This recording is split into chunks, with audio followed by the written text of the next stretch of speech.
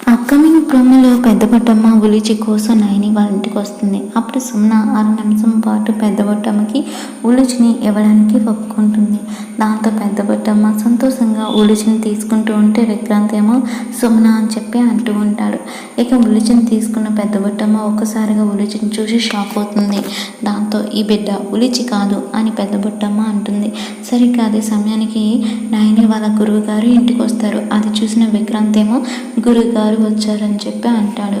ఇక గురువుగారు ఆ మాటలు విని అప్పటికే షాక్లో ఉంటే వల్లభయ్య ఏమో సమయానికి వచ్చారు గురువుగారు, రండి లోపలికి రండి అని ఆహ్వానిస్తాడు.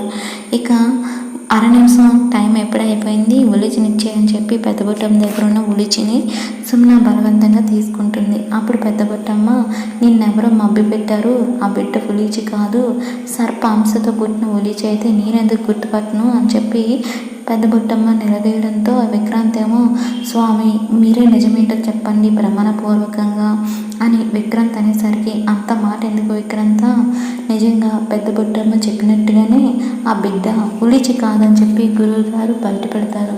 ఆ మాట వినగానే సుమన, విక్రాంత్ అందరూ కూడా షాక్ అవుతారు. మరి ఏం జరగబోతుంది అనేది అప్కమింగ్ ఎపిసోడ్లో చూద్దాం.